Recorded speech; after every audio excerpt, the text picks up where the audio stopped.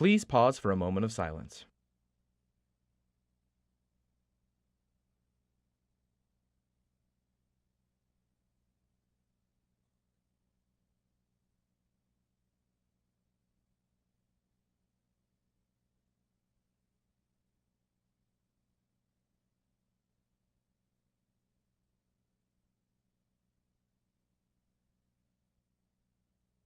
Please stand for the pledges.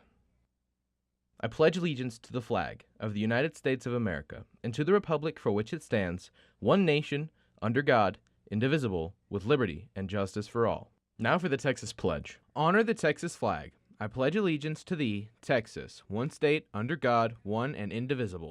It's snowing outside, but we are warm here in the NHSTV studios for today's show. It's Black History Month, and we have a story about Rosa Parks you may not have heard before. And some cast members from Bye Birdie are here live in the studio to tell us about the musical opening today. So thaw out your minds and warm up your hearts. NHSTV Live starts right now.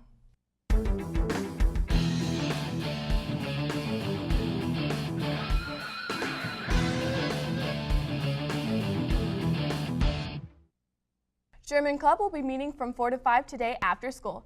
Please be sure to attend. We now continue this week of teen dating violence awareness with another public service announcement. Hey, babe. Where are you? What are you doing? Okay, who are you with?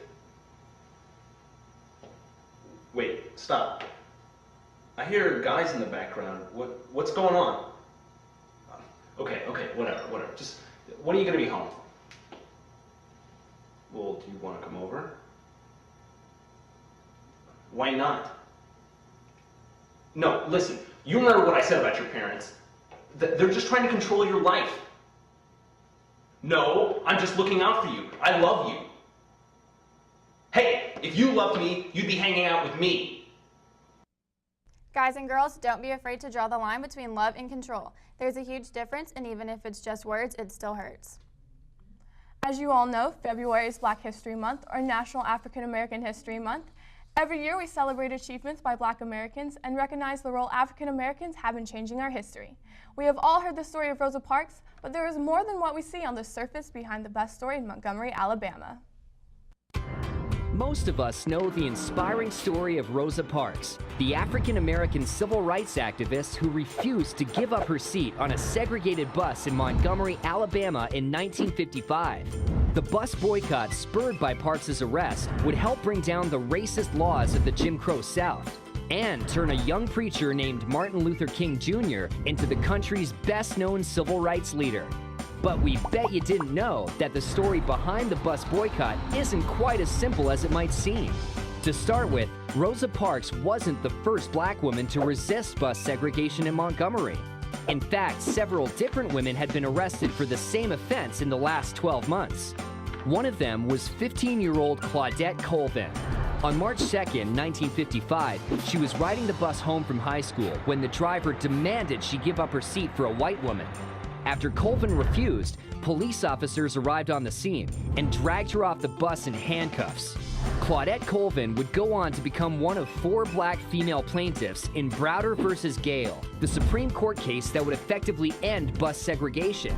As a longtime volunteer in the Montgomery chapter of the NAACP and secretary to its president, Rosa Parks advised and supported Colvin. She knew that local Black leaders had been thinking about how to confront bus segregation in Montgomery for years before 1955. She also knew they were looking for a test case, an upstanding citizen they could rally the community around. But Parks certainly didn't plan on becoming that test case herself until December 1st, 1955. At the wheel of the Cleveland Avenue bus that day was James Blake, the very same driver who had ordered Parks off his bus after a confrontation 12 years earlier. Parks was sitting in the middle section of the bus when Blake told her and 3 other Black riders to stand up so that one white man could sit. The 3 other Black riders moved, but she refused.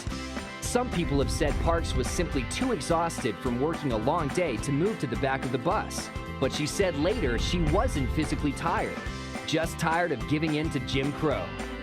The real story behind the Montgomery bus boycott may not be as simple as the myth, but it is no less powerful. The courageous resistance of Rosa Parks, Claudette Colvin, and other ordinary women became the life force of the civil rights movement.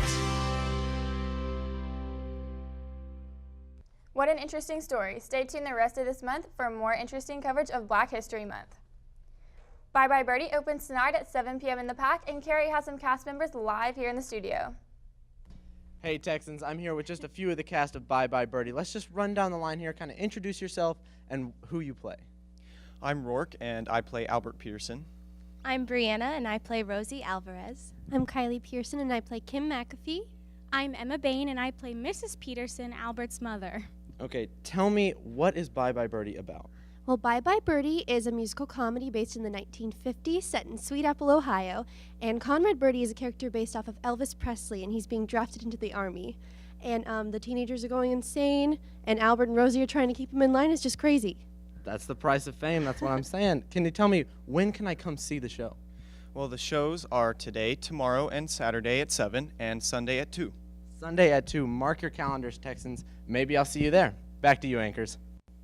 Thanks, Kerry. The show is going to be amazing, so get out there this weekend to see it.